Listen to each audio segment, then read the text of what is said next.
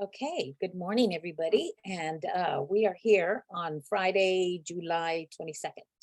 And this is Between Two Teachers. So we'll talk about the current issues in education as we see it and what we want to bring you best practices. We want to bring you some brilliant ideas because there are a lot of things going on that in education where we need help and we need to collaborate. There's so many issues. So we're going to talk about a few of those today. And my name is Consuelo Lara. My name is Madeline Cronenberg, and I will begin, as I always do, with our land acknowledgement. We pause to acknowledge that we have gathered on the ancestral territory of Hui Chin, part of the unceded land of the Chochenyo and Karkan-speaking Muwekma Ohlone people. We remember the continued connection to this region and give thanks to them for allowing us to live, work, learn, and pray on their traditional homeland, and offer our respect to their elders and all Ohlone people, past and present. And as always, we encourage you to follow the Justice for Muwekma effort to try to get them recognized as a tribe, federally recognized as a tribe, so that they will receive the benefits of that recognition, and to also have all education around tribes and tribal history in the Bay Area and beyond be education that is centered and written by the tribal members themselves, instead of by what we've had before, which was really a perspective of a colonist rather than the perspective of the people who were here originally. So that's our connection to the Ohlone people. We go on to what's been happening this week. And it's been a quiet week in that school has been out most places, but things have happened. So there are a few interesting controversies of different types. One of the interesting ones that came up was a big one in Georgia. We're in Georgia, and you can look it up, Cobb County, Georgia. They have a school that adopted a new logo. And schools are going through this. They're renaming themselves, like just as we just spoke about the Ohlone communities. So schools are renaming themselves to honor various communities, and they're also updating their images. And this one school updated its image, and the new image, for whatever reason, who knows who updated it, but the new image is very similar to an image that was used by the Nazis in Nazi Germany. Wow. Yeah. And it just shows that you need to do a lot of research before you put your images out there, right? So it has an eagle and then an image of the school, but this bird, not an eagle, it has a bird anyway. This bird and this image really do, when you look at it, they're very similar. They're very similar. So there's that, and so they have to revisit that in Georgia. In New York City, they are looking at, they have a big budget, and they have every community has its own system of funding. And in New York City, the funding actually is much higher than it is where we are in California. And the class sizes generally are much lower, but they have their own budget issues because New York City has its own version of declining enrollment. And so declining enrollment is where you wind up with big budget problems, because that means that programs, different specific programs that you had thought you could pay for, you're not going to be able to pay for, right? Mm-hmm. The more you have more programs by virtue of the scale of size, and as your size changes, your programs are going to change. Mm-hmm. Anyway, there's a big lawsuit now against the mayor for the budget choices he's making, because the choices that they're making right now are going to cause class sizes to go up, way up. And as much as people, there are all kinds of studies about class size. And one thing we all know, the logical thing we all know, is that managing fewer children is easier than managing more children. Absolutely. It's just logical. It's, Well, yeah, it's, I mean, you don't need the studies. The people who do studies, you don't really need a study. It's an obvious thing. So there's a war, that's the war in New York. In Texas, we spoke last week about Arizona. Arizona now has universal school choice because it has a universal voucher program, right? And the Texas conservatives are looking at an opportunity there. And the thing about universal vouchers is that they are an incredible negative shot at the system, because what they automatically do is make everybody who's in private and parochial schools eligible to pull funds out of the education budget. So these children were getting nothing because they weren't in public schools. Now you're going to take $7,000 out for each of them and give that money to the private school or the parochial school. And that decimates what's left for the traditional schools. I mean, so the whole pot gets split up and you get half of what you originally were going to get. It's just an unbelievably devastating financial blow to a system that will then fall apart. yeah, and the it's definitely going to divide them, the students' social, economic levels, because it's going to be the more, resource affluent people that are going to say, okay, let's use those vouchers and get out. And you're going to have the more vulnerable students there left with fewer resources. Right. And yeah, it's just very devastating for education. It really is. And so now it's spreading from Arizona to, we'll see if it spreads to Texas. And I mean, Texas is, the people who think it's a great idea see it and see the opportunity to spread this great idea. And there's also, I'm sure, going to be pushback from a lot of other people in Texas, but it has begun. That conversation has begun.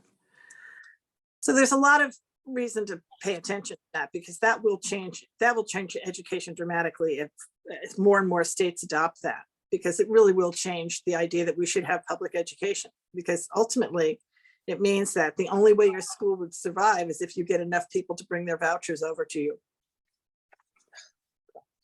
That's the total, I mean, it's a gigantic change, right?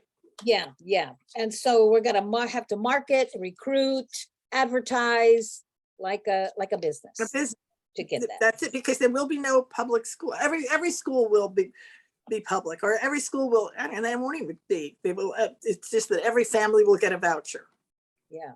And you go find a school, and education will be offered by taking your voucher payment.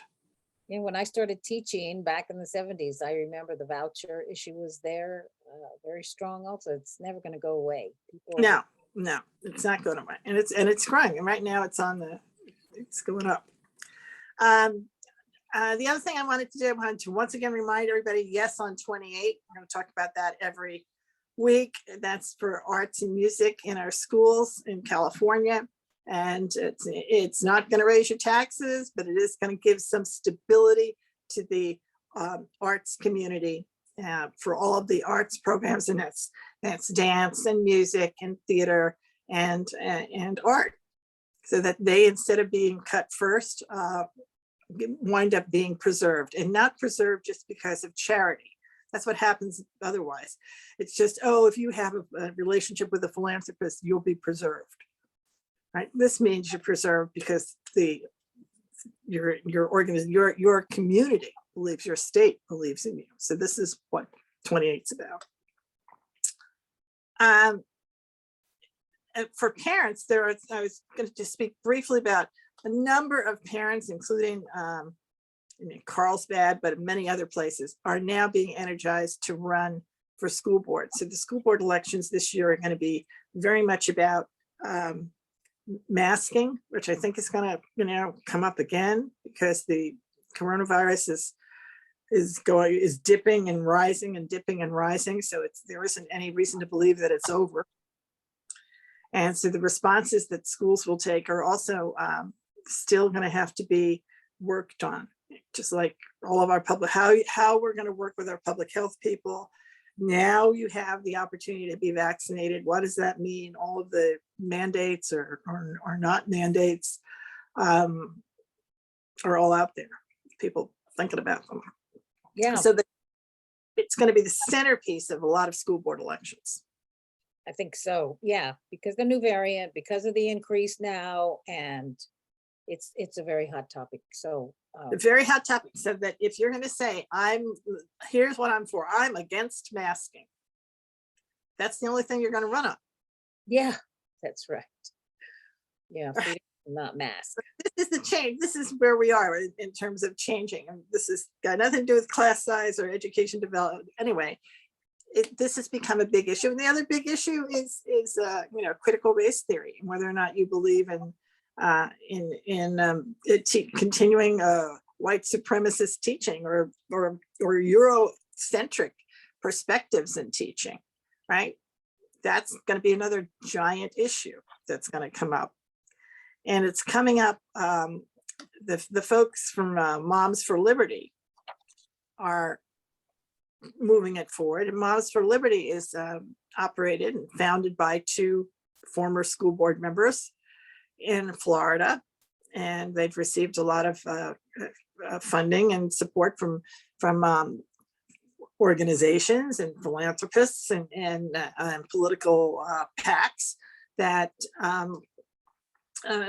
agree with them, right? And Moms for Liberty is very much involved in supporting these very conservative candidates. Yep. So we're going to see them. They're going to come forward, but they have something called an Academic Transparency Act, which is really what they're trying to do is eliminate ethnic studies and diversity training. There you go. Okay. Go back to class, what they call classical training. Yes. Which is a big, gigantic problem. An update on Uvalde. And the update on Uvalde is, so there's so many different tracks to the Uvalde story, but one of them is that school board had a special meeting, which they had with their parents, and they allowed their parents to speak to them and the superintendent without a timer. And they initially had a timer on all their communications in public. They removed the timer and let people really express themselves, which was a valuable thing. Okay. And the thing that many people wanted was to have Mr. Arredondo, their police chief, fired. Yeah.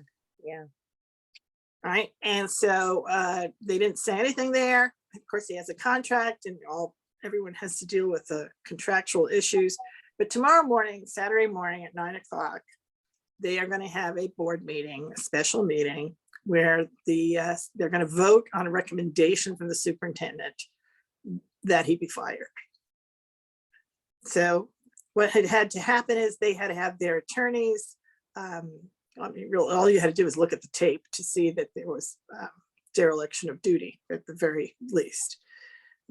He made many very bad mistakes, and there's no way that he actively protected the children.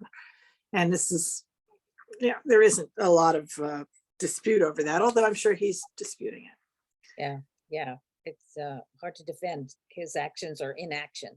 Yeah. So, So that part will be, there was a change.org petition that had over 65,000 signatures. Which I wanted to point out because it just shows you this was it's a national event, right? What happened in Uvalde is national, and obviously it's personal for everyone who's there, but everyone has been traumatized, and people are responding to it all over the country because it shows that what do we have different from Uvalde? What are we doing differently that it won't happen here? Right. And so there's the two ends. There's it won't happen because we do a good job overseeing the mental health of our children, and we have a safety net. So a student such as the attacker at Uvalde won't fall through. I don't know how many places have a safety net where they really do double check everybody who drops out. Yeah, I don't know of any places, not too many, no. No, I mean, and that's the best practice that comes out of this, right? Yeah, The number one best practice would be to say, we're going to address, we would have stopped it if somebody would have followed up with this young man and his family when he dropped out. Yeah. Before he dropped out.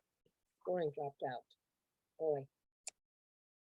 Because I'm sure there's been practices where they have actually prevented some of these things from happening because they picked up on those clues. So there are some best practices about how to, find these people before they act. And provide services for them.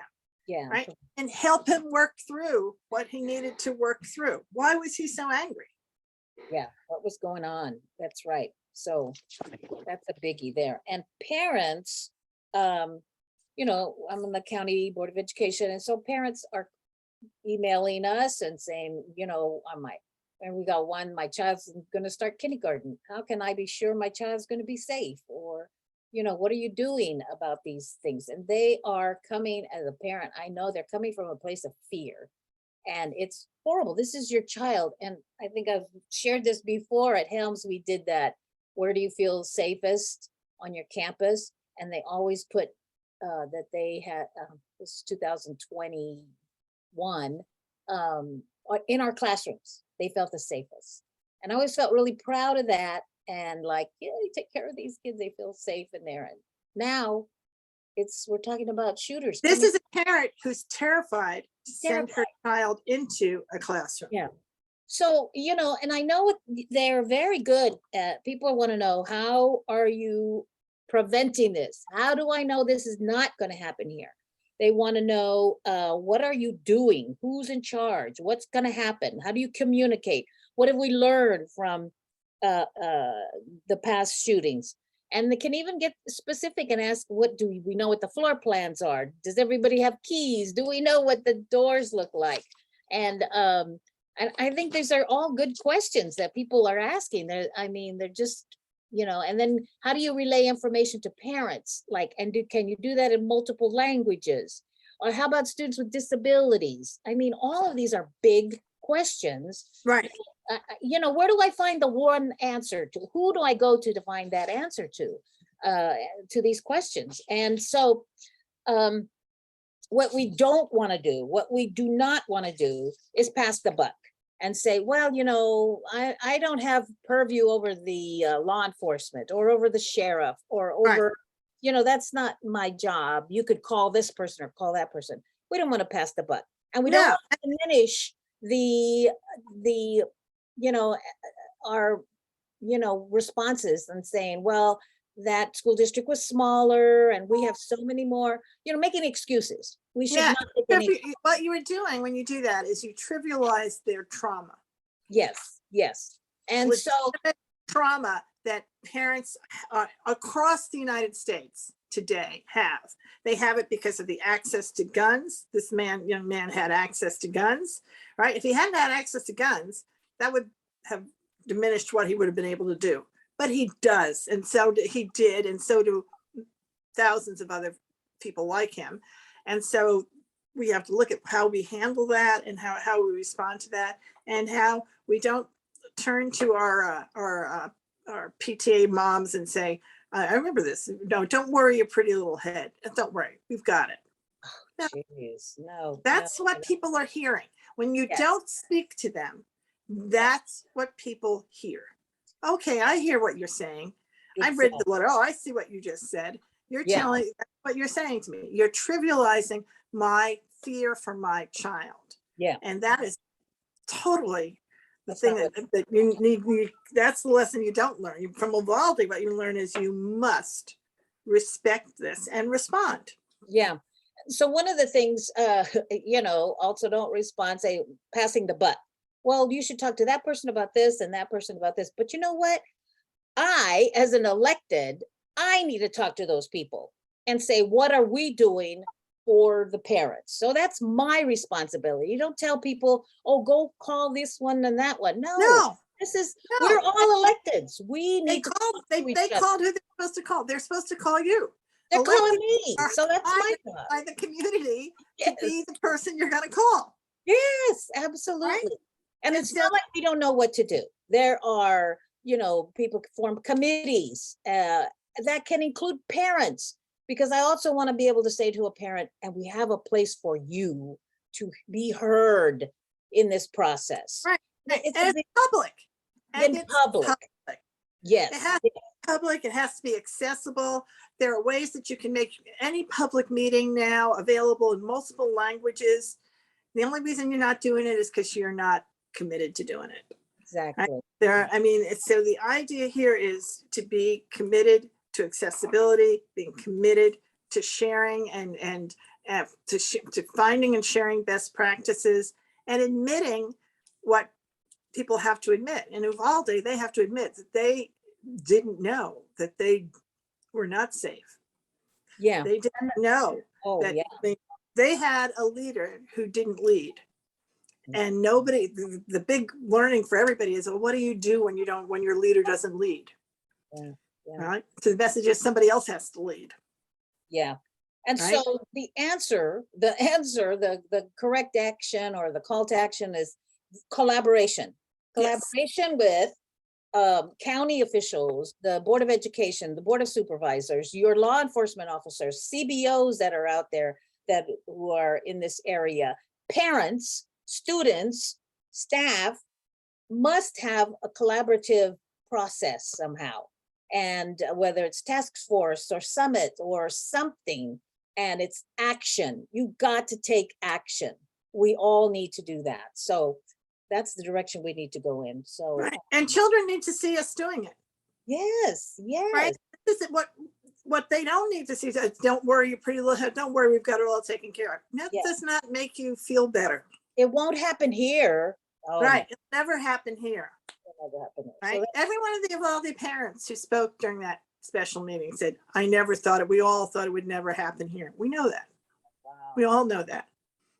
Nobody ever thinks it's gonna, nobody who's ever had it happen expected it to happen there. Yeah, yeah. Yeah, so we'll bring more updates on that and more information and more best practices as we see some best practices coming, hopefully. We could share those. Right. Let- Right. Or we'll create them. Or we'll Right. create them and pass them out, put them out there. Pass them out so that people can follow our best practice.